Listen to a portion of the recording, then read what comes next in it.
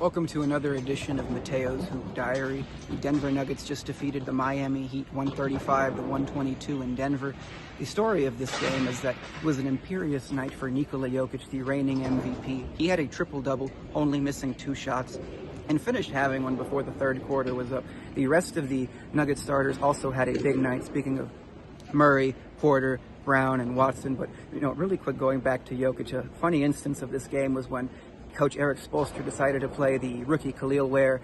As soon as that happened, Nikola Jokic went right at that man in the post for some points. Now, going to, what happened early in this game, the Heat's transition defense was very bad, and they weren't even, making a lot of turnovers to put themselves in bad position. The outlet passes from the other team and just running hard in the break was just their undoing. On top of that, they weren't too sharp defending the three-point line. There were at least a few instances where Jamal Murray, he looked like vintage Jamal Murray tonight, by the way, but he cooked Bam Adebayo in drop coverage. When I asked him about that in the locker room, he said it was about, the scheme, defending Joker and Murray, and that they had to pick their poison. Well, in regards to that, they certainly picked the wrong one, because you have to play Jamal Murray closer at the three-point line.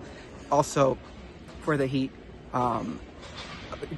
after, Jimmy Butler got hurt, eventually they found themselves down 26 points in this game, and they could have yielded in the third quarter when, another avalanche happened. But Tyler Hero, Bam Adebayo, Duncan Robinson, and Richardson just kept clawing their way back into this match until, they were down 7 points within the last 4 minutes of this game. But, eventually this team, without one of its star players, ran out of gas on the road in a very tough environment to play in. And, the Nuggets finished this game shooting over 50% from three-point range, I think about 60% from the field. And listen, yeah, you were without your best player, but that's not Miami Heat basketball. They didn't have as much pressure on the ball. Their help was very undisciplined, and at some points it didn't look like they were playing together. They did get a lot of mistakes from Nikola Jovic.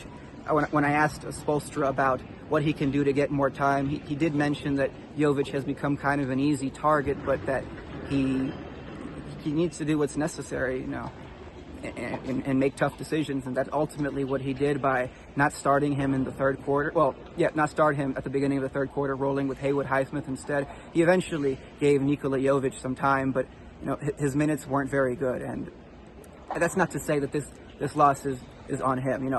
Absolutely not. Of course, you can complain about the Heat's subpar defense in this game, but reality is they were outmatched by a deeper team with more horses in this race. So that's where we leave you. Thank you for listening.